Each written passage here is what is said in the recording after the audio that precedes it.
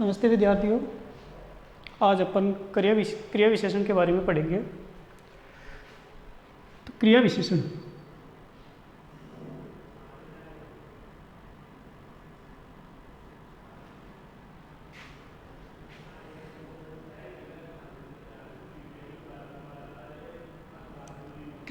किसे कहते हैं?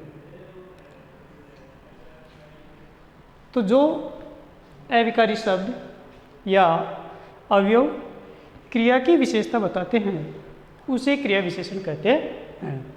यानी जो अवयव या अविकारी शब्द जो क्रिया की विशेषता बताते हैं उसे क्रिया विशेषण कहते हैं। जैसे गीता धीरे धीरे चल रही है। गीता धीरे धीरे चल रही है। इसी प्रकार से हिरण तेज भागता है।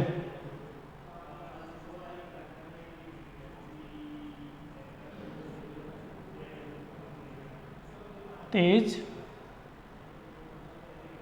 भागता है। तो परिभाषा क्या थी कि जो अवयव या अविकारी शब्द जो क्रिया की विशेषता बताते हैं उसे क्रिया विशेषण कहते हैं।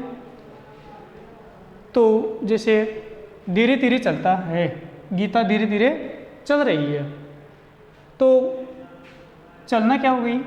क्रिया हो गई। क्या है ये? क्रिया है। अब इस क्रिया की जो विशेषता व्यक्त की जा रही है वो क्या है? धीरे धीरे। किसके आधार पर? धीरे धीरे के आधार पर। तो जो ये धीरे धीरे शब्द है ये क्या कहलाएगा? इसका क्रिया विशेषण है, क्योंकि ये विशेषण शब्द है और ये चलना क्या है? क्रिया शब्द है। इसलिए चलना जो क्रिया है इसकी विशेषता किसे बताई जा रही है? धीरे धीरे के आधार पर। तो क्या हुआ? क्रिया की विशेषता बताने वाले शब्दों को क्रिया विशेषण कहते हैं। इसी प्रकार जैसे हिरण तेज भागता है, तो भागना जो शब्द है वो क्रिया है। क्या है ये? क्रिया है। और तेज जो शब्द है ये इसकी क्या बता रहा है? विशेषता बता रहा है।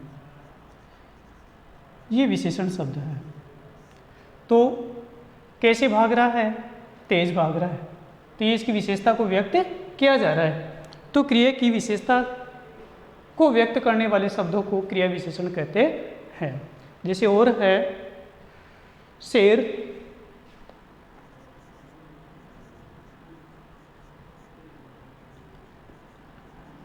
तेजी से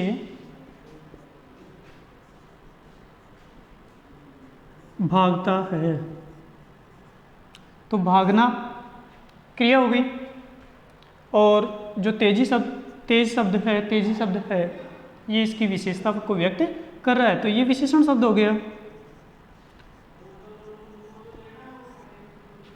और ये क्रिया शब्द हो गया। क्लियर कि क्रिया की विशेषता बताने वाले शब्दों को क्रिया विशेषण कहते हैं। या ऐसे भी कह सकते हैं इसको कि जो अवयव या अविकारी शब्द क्रिया की विशेषता बताते हैं उसे क्रिया विशेषण कहते हैं। अब क्रिया विशेषण के कार्य।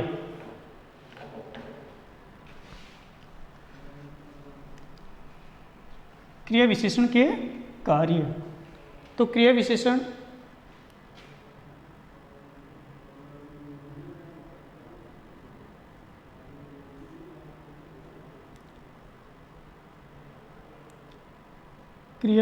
के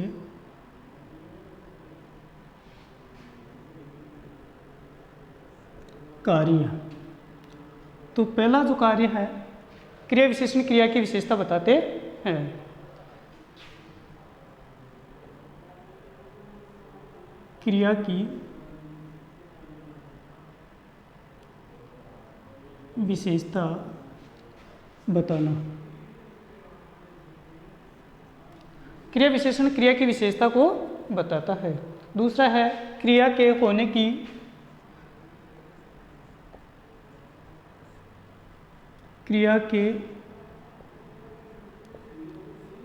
की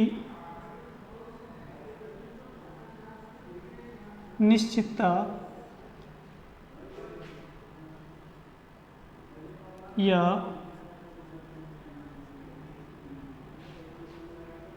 अनिश्चितता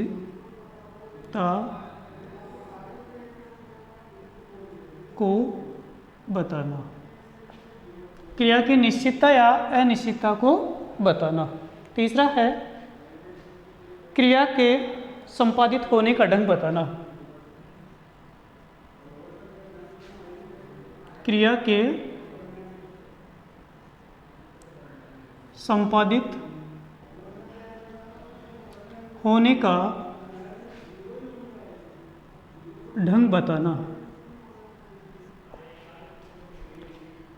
चौथी जो विशेषता है वो है कि क्रिया के होने में निषेध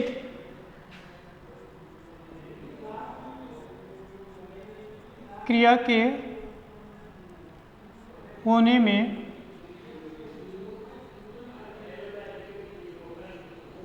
निषेध या स्वीकृति बताना।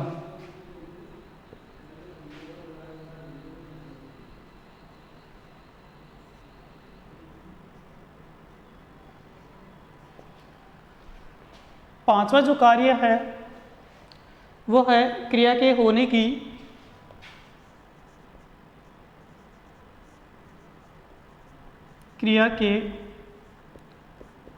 की स्थिति,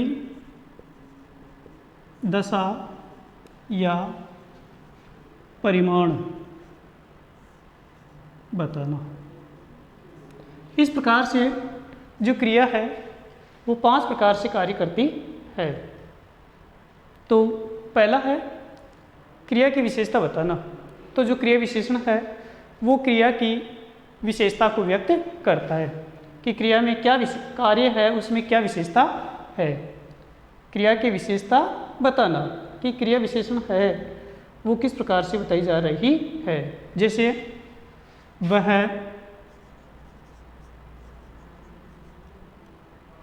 जोर से बोलता है, सुनील तेज चलता है, राधा तेज दौड़ती है। तो बोलना, चलना, दौड़ना ये क्या है? क्रिया है। और इस क्रिया की जो विशेषता बताई जा रही है वो किस शब्दों के आधार पर बताई जा रही है?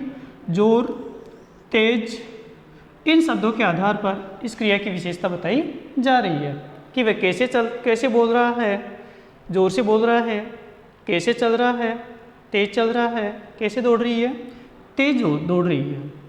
तो जोर, तेज ये शब्द क्या है? इसकी विशेषता को बता रहे हैं। तो पहला जो कार्य है वो क्रिया की विशेषता को बताना होता है।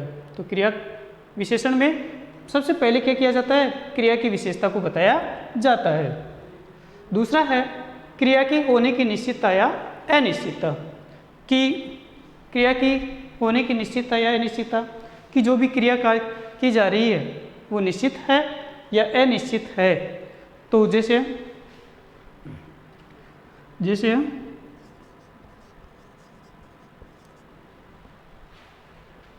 सारा सामान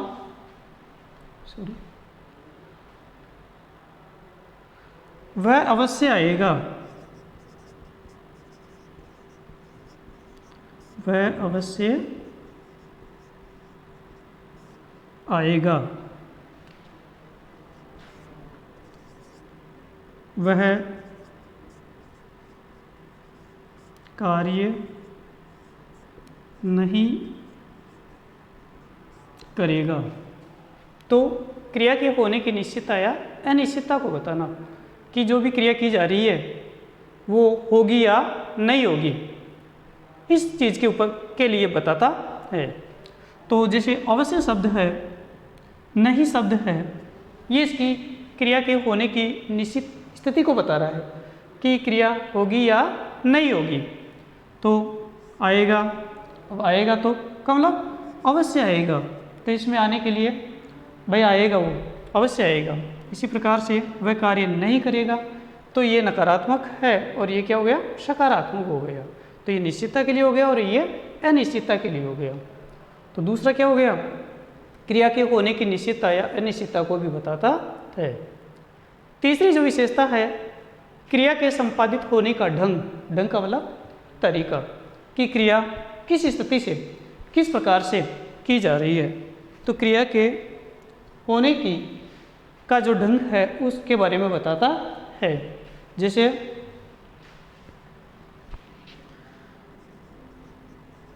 सारा सामान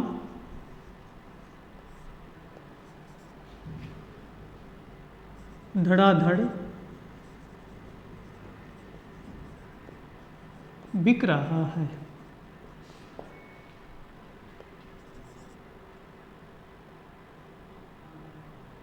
सारा सामान धड़ाधड़ बिक रहा है, तो दुकान का जो सामान है वो बहुत तेजी से बिक रहा है। उसी प्रकार से वह फुर्ती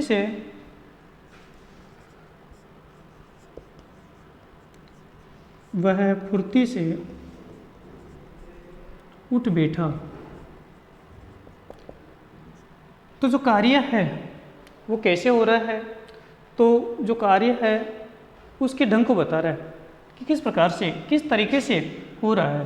तो इसमें जो धड़ाधड़ शब्द है, इसमें जो फुर्ती शब्द है, ये इसकी तरीके को बता रहा है, इसके ढंग को बता रहा है। तो जो तीसरा कार्य हुआ वो है कि क्रिया के संपादित होने का ढंग, की क्रिया किस प्रकार से हो रही है। चौथी जो विशेषता है वो है क्रिया के होने में निषेध या स्वीकृति बताना। क्रिया के होने में निषेध या स्वीकृति बताना कि क्रिया होगी या नहीं होगी, तो उसकी स्वीकृति के बारे में बताया जा रहा है।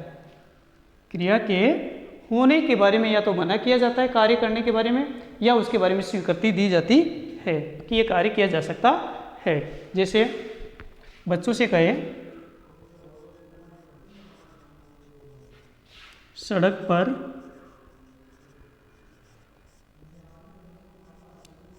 पर मत जाओ।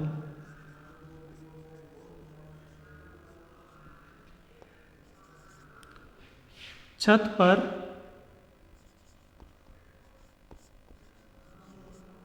मत खेलो। तीसरा है तुम विद्यालय जाओ।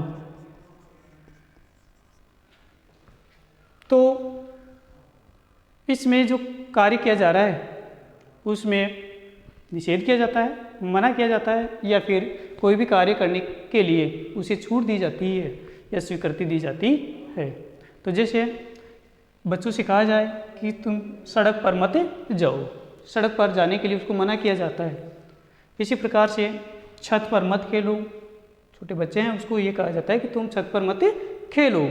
इसी प्रकार से जैसे बच्चे हैं तो उसे कहा जा रहा है कि तुम विद्यालय जाओ। तो इसमें जो मत शब्द है ये क्या किया जा रहा है, मना करने के लिए किया जा रहा है, निषेध किया जा रहा है। इसमें विद्यालय जाने की अनुमति दी जा रही है, क्योंकि जाओ जो शब्द है वो अनुमति दी जा रही है, तो अनुमति देने के लिए किया जा रहा है। पांचवा जो है कार्य, क्रिया के होने की स्थिति, दशा और परिणाम बताया जाता है कि कार्य किस प्रकार से किया जाता है। तो क्रिया विशेषण में क्रिया के गठित होने की स्थिति, दशा और परिणाम का बोध किया जाता है। जैसे स्थिति कैसी कि वह ऊपर बैठा है। दूसरा है वह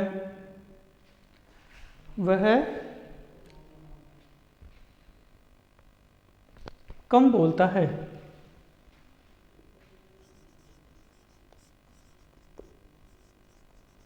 वह कम बोलता है। तुम खेलो, तुम खेलो, या तुम बाहर चलो, तुम बाहर चलो। तो इसमें जो क्रिया है, कार्य किया जा रहा है, उसकी स्थिति को, दशा को, परिमाण को बताया जा रहा है। कि जैसे वह ऊपर बैठा है, तो कहाँ बैठा है? ऊपर, तो उसकी स्थिति को व्यक्त किया जा रहा है। ऊपर जो शब्द है, इसके आधार पर उसकी स्थिति को व्यक्त किया जा रहा है। कम बोलना, तो बोलना जो शब्द है, इस क्रिया में जो कम शब्द है उसके परिमाण को बता रहा है कि कम, अधिक, ज़्यादा। उसी प्रकार बाएं, तो उसकी जो दशा है, दाएं, बाएं, आगे, पीछे, ये जो है शब्द उसकी किसके किसके बारे में बताता है? दशा के बारे में बताता है। तो क्रिया के होने की स्थिति, दशा या परिमाण के बारे में बताया जाता है। तो इस प्रकार से जो क्रिया विशेषण है वो इन 5 विशेषताओं के आधार पर कार्य करता है। पहला, क्रिया की विशेषता को बताता है। दूसरा, क्रिया के होने की निश्चितता या अनिश्चितता को बताता है। तीसरा है, क्रिया के संपादित होने का जो ढंग है, तरीका है, उसके बारे में बताता है। चौथा है, क्रिया के होने की निषेध या स्वीकृति के बारे में बताता है। और पांचवा है, क्रिया के होने की स्थिति, दशा या परिमाण को व्यक्त करता है। अब क्रिया विशेषण के भेद।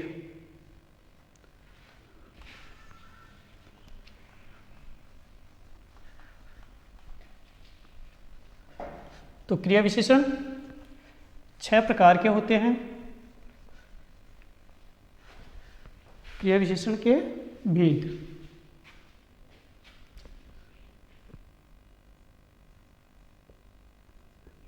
क्रिया विशेषण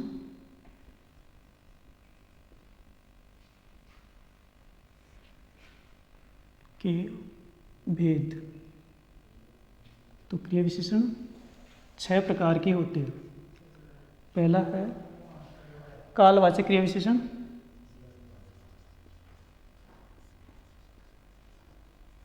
कालवाचक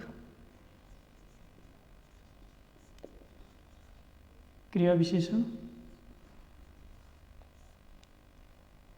दूसरा है स्थानवाचक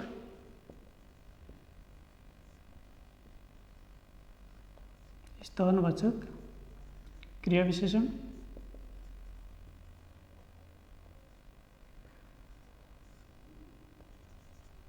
तीसरा है परिमाणवाचक क्रिया विशेषण।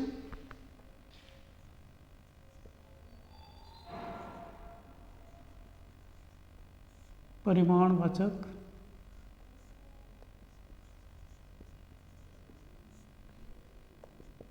क्रिया विशेषण।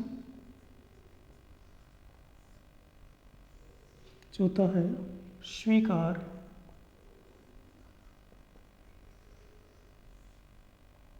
वाचक क्रिया विशेषण।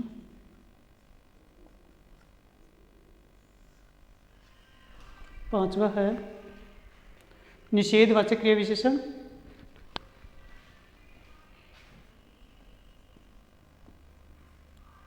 निषेधवाचक क्रिया विशेषण।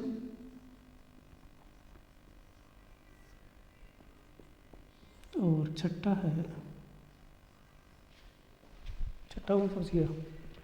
है रीतिवाचक क्रिया विशेषण।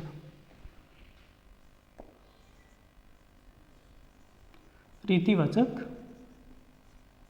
क्रिया विशेषण।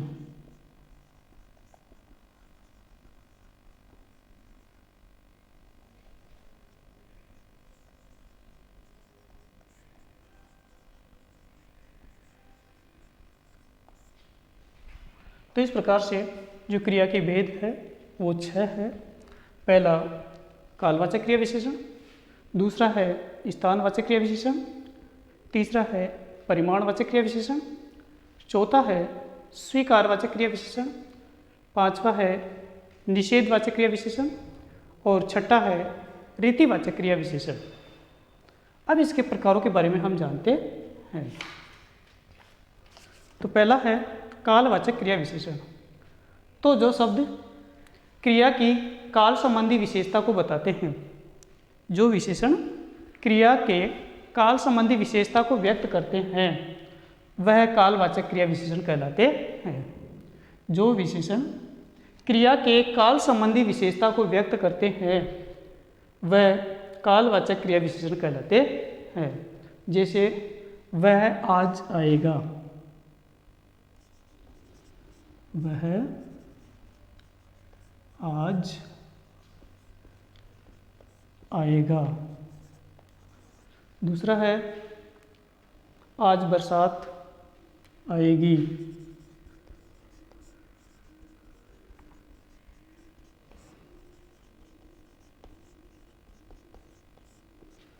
तीसरा है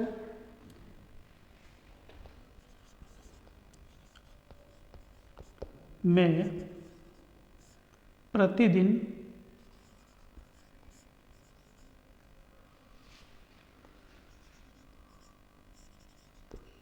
दूध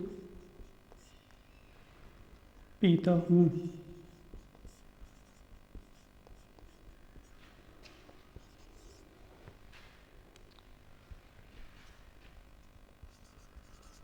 वह कल आया था। तो देखिए कालवाचक क्रिया विशेषण कि जो क्रिया विशेषण काल या समय से संबंधित विशेषता को व्यक्त करते हैं, वह कालवाचक क्रिया विशेषण कहलाते हैं। जैसे आएगा क्रिया है, आना क्रिया है। अब इसमें काल समय, काल का मतलब समय, कि इसमें जो समय से संबंधित विशेषता व्यक्त की जा रही है कि जैसे वह आज आएगा, तो आने की जो क्रिया है वो कब होगी, किस समय होगी, तो ये आज क्रिया संपन्न होगी। इसलिए जो आज शब्द है ये कालवाचक क्रिया विशेषण है। इसी प्रकार जैसे आज बरसात आएगी, तो आज जो शब्द है ये इसकी विशेषता को व्यक्त कर रहा है। इसी प्रकार जैसे प्रतिदिन शब्द है, ये प्रतिदिन शब्द है, ये क्रिया के समय को बता रहा है। कल शब्द है, तो कल शब्द है ये भी क्रिया की विशेषता को बता रहा है। जैसे आज, कल, प्रतिदिन, रोज, हमेशा, कभी कभी, कभी कभी, नित्य। तो ये जो शब्द है ये काल संबंधी विशेषता को व्यक्त करते हैं। तो जिन शब्दों के द्वारा समय की विशेषता को व्यक्त किया जाता है वह कालवाचक क्रिया विशेषण कहलाती है। दूसरा है स्थानवाचक क्रिया विशेषण। दूसरा है स्थानवाचक क्रिया विशेषण। तो स्थानवाचक जो क्रिया विशेषण है इसमें क्रिया के होने के स्थान, क्रिया के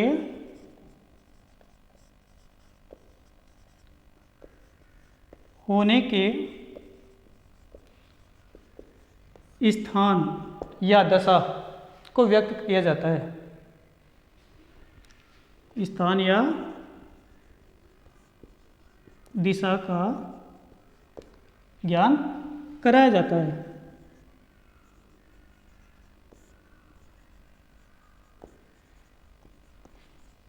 तो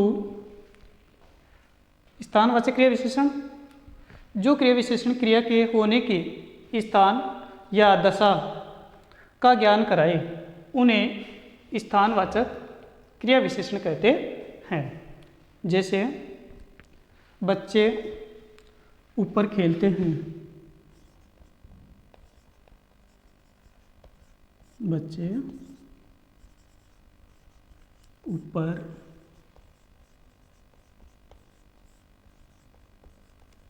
खेलते हैं। तुम बाहर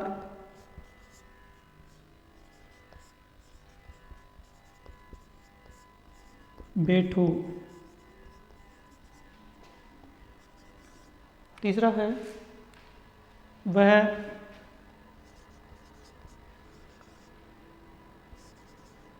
पीछे पीछे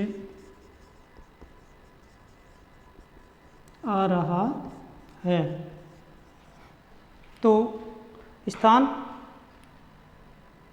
कार्य जहाँ हो रहा है, कौन से स्थान पर हो रहा है, उसके बारे में बताया जा रहा है।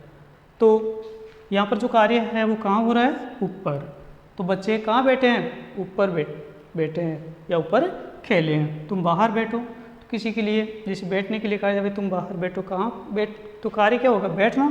तो बैठने के लिए कहाँ के लिए कहा जा रहा है, बाहर के लिए। इसी प्रकार से आने के लिए जो कहा जा रहा है, तो कहाँ आने के लिए, आगे आगे या पीछे पीछे, तो पीछे पीछे आने के लिए कहा जा रहा है। तो जो क्रिया के होने के स्थान या दशा के बारे में बताया जाता है। जैसे इसमें और भी शब्द है, यहाँ, वहाँ, ऊपर, नीचे, अंदर, बाहर आदि जो शब्द है, ये क्रिया के स्थान के बारे में बताते हैं। तीसरा है परिमाणवाचक क्रिया विशेषण।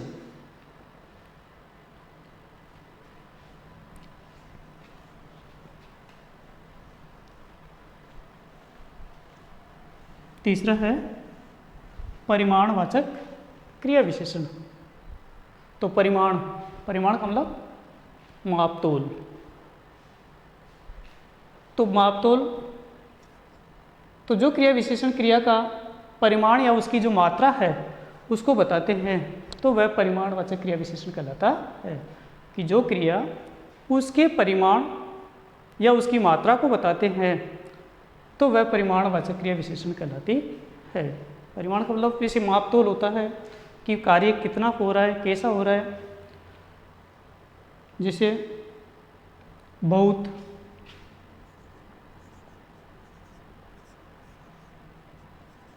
अधिक, कम, ज़्यादा, कुछ,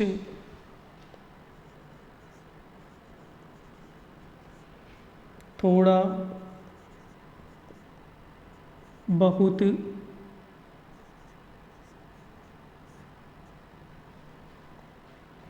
आदि। तो ये इसके परिमाण या मात्रा को बताते हैं। अब जैसे उदाहरण है इसमें कि रमा कुछ मुस्कुराई। रमा कुछ मुस्कुराई। तो मुस्कुराने के बारे में वह अधिक बोलता है,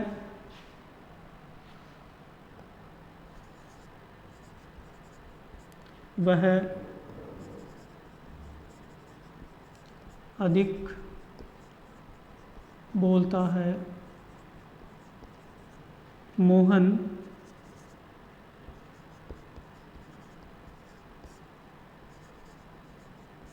कम पढ़ता है।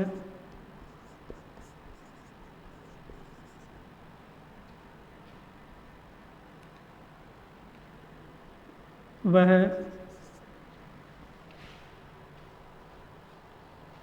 तुम परीक्षा में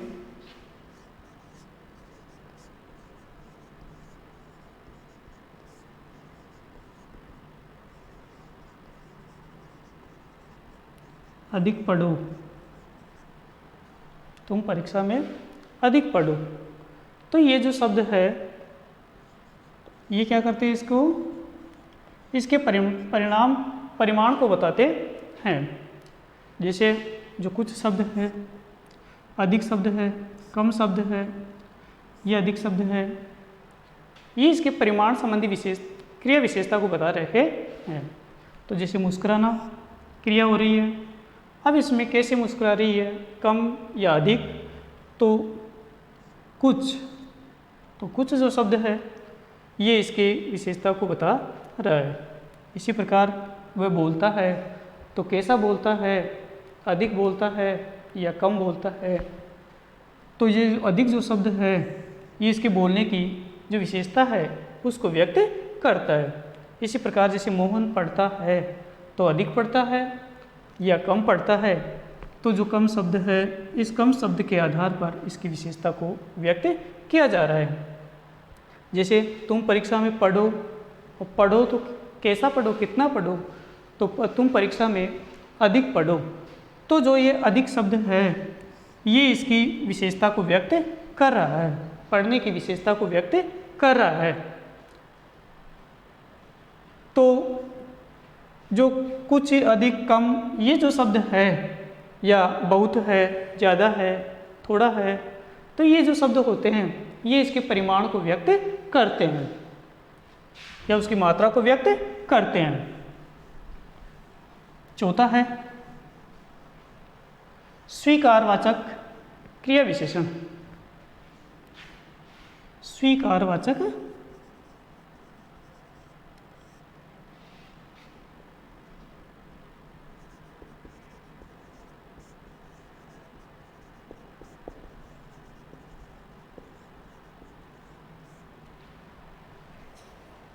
तो स्वीकारवाचक जो क्रिया विशेषण है उसमें जो अवयव शब्द है, जो क्रिया विशेषण शब्द है वह उसकी स्वीकृति को प्रदान करते हैं या स्वीकृति का ज्ञान करवाते हैं। यानी जिन अवयव शब्दों से क्रिया की स्वीकृति का ज्ञान कराते हैं उसे स्वीकारवाचक क्रिया विशेषण कहते हैं।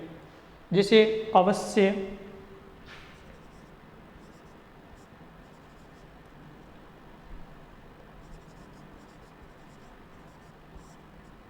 हाँ, ठीक, सच,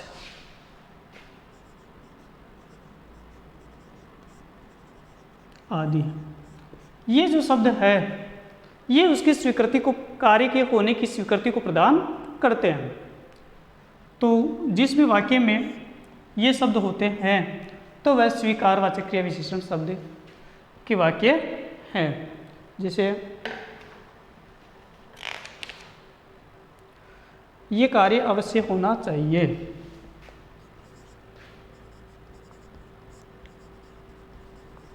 ये कार्य अवश्य होना चाहिए।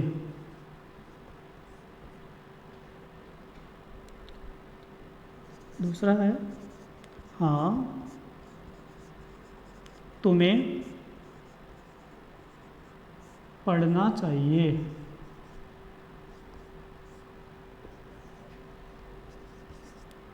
तुम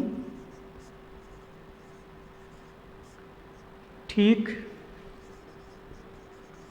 कार्य कर रहे हो। तुम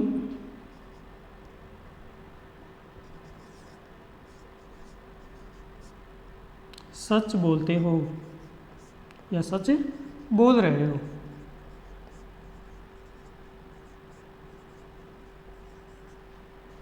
ठीक है। तो स्वीकारवाचक क्रिया विशेषण है उसमें कार्य के होने की जो स्वीकृति है वो प्रदान की जाती है। जैसे ये कार्य अवश्य होना चाहिए, तो जो अवश्य शब्द है ये कार्य के होने की स्वीकृति को प्रदान कर रहा है। दूसरा तो हाँ, तुम्हें पढ़ना चाहिए, तो इसमें हाँ शब्द जो शब्द है इसके आधार पर पढ़ने की स्वीकृति प्रदान की जा रही है। तुम ठीक कार्य कर रहे हो, तो कार्य करना, जो कार्य किया जा रहा है वो सही है या गलत है उसके बारे में बताया जा रहा है। तो जो ठीक शब्द है इसके आधार पर यह है कि जो भी कार्य किया जा रहा है वो सही किया जा रहा है। तुम सच बोलते हो, जैसे कई झूठ बोलते हैं तो यहाँ पर सच है, झूठ है, इसके बोलने के बारे में बताया जा रहा है। तो जो अवश्य शब्द है, हाँ शब्द है, ठीक शब्द है, सत्य या सत्य शब्द है, ये उस कार्य के होने की स्वीकृति को प्रदान करते हैं। तो जहाँ पर कार्य के होने की जो स्वीकृति है या उसको स्वीकार किया जाता है तो वह कहलाता है स्वीकारवाचक क्रिया विशेषण। पांचवा है निषेधवाचक क्रिया विशेषण।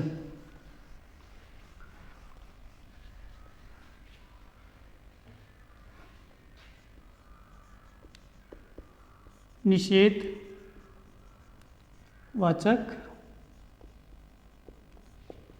क्रिया विशेषण।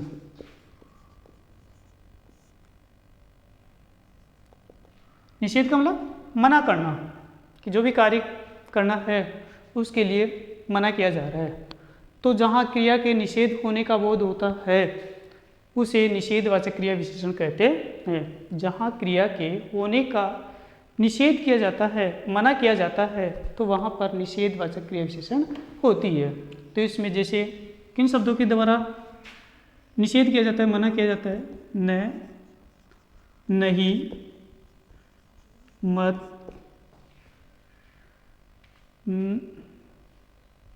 बिल्कुल नहीं, बिल्कुल नहीं, इन शब्दों के आधार पर निषेध किया जाता है या मना किया जाता है किसी भी कार्य करने के लिए। जैसे दोपहर हुआ, कुछ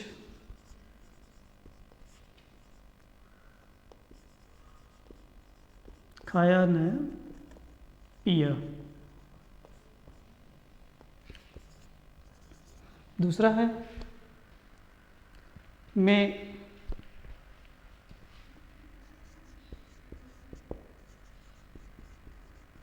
आलस्य नहीं करता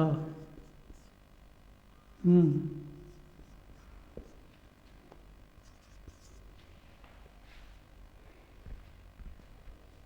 तुम्हें आज बिल्कुल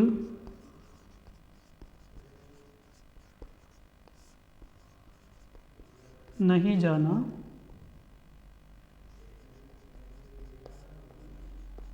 चाहिए। तो जिन अव्यय शब्दों से निषेधवाचक, तो जहाँ क्रिया के निषेध होने का बोध होता है उन शब्दों को निषेधवाचक क्रिया विशेषण शब्द कहलाते हैं, यानी उन शब्दों को क्रिया विशेषण के निषेधवाचक शब्द कहते हैं। जैसे न जो शब्द है इसमें ये कार्य के होने के लिए मना किया जा रहा है। इसी प्रकार जैसे दोपहर हुआ, कुछ खाया न पिया, तो इसमें खाने पीने के लिए मना किया जा रहा है। दोपहर हो गई और अभी कुछ खाया और कुछ पिया भी नहीं, तो ये मना कर रहा है इसके लिए।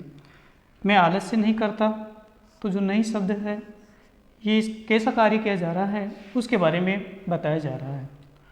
तुम्हें आज बिल्कुल नहीं जाना चाहिए, तो जो ये बिल्कुल शब्द है ये उसके जाने के लिए क्या कर रहा है? मना कर रहा है। तो बिल्कुल नहीं, या इसको ऐसे भी हाँ सॉरी सही है। अगला है रीतिवाचक क्रिया विशेषण।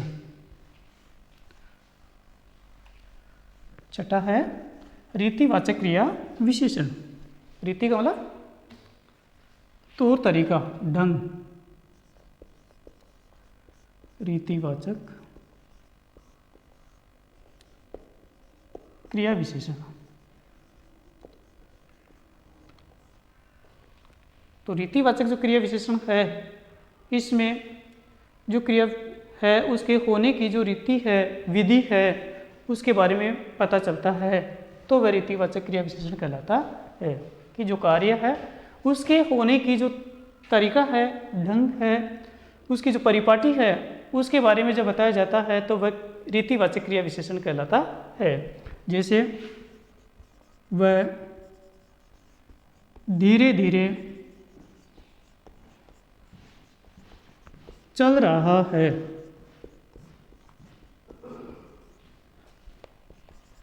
दूसरा है हरीश ध्यानपूर्वक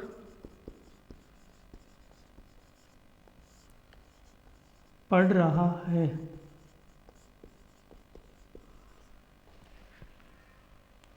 शीला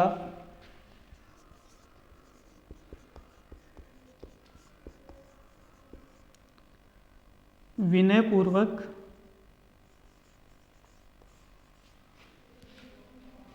बोल रही है।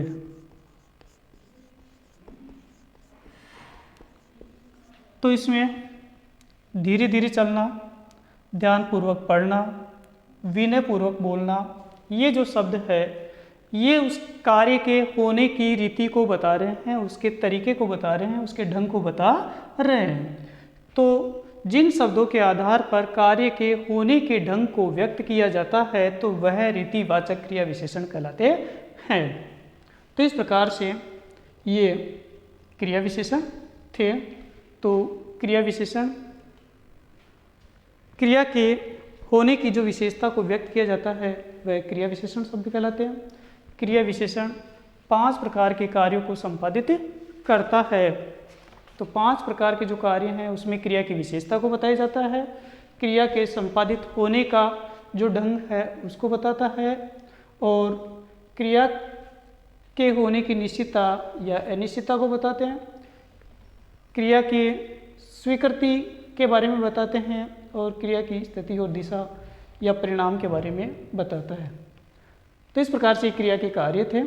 अब फिर है क्रिया के विशेषण के भेद। तो जो क्रिया है वो 6 प्रकार की होती है। पहली कालवाचक क्रिया विशेषण, दूसरी स्थानवाचक क्रिया विशेषण, तीसरी है परिमाणवाचक क्रिया विशेषण, चौथी है स्वीकारवाचक क्रिया विशेषण, 5वां है निषेधवाचक क्रिया विशेषण, और 6ठा है रीतिवाचक क्रिया विशेषण। अब इसमें जो प्रश्न पूछे जाते हैं तो कैसे पूछे जाते हैं? तो इसमें या तो किसी की परिभाषा दे दी जाती है, या तो किसी की परिभाषा दे दी जाती है। जैसे क्रिया किसे कहते हैं, इसके भेदों के नाम लिखिए। या जैसे कालवाचक क्रिया विशेषण किसे कहते हैं, इसको उदाहरण सहित लिखिए। या जैसे कोई सा भी उदाहरण दे दिया कि वह धीरे धीरे चलता है, वह धीरे धीरे चलता है। तो इस प्रकार का वाक्य देके उसमें पूछता है कि इसमें कौन सा क्रिया विशेषण है। उस वाक्य को पहचान करके उसकी परिभाषा अन्य उदाहरण सहित लिखिए। तो इस प्रकार से क्रिया विशेषण को बताया जाता है।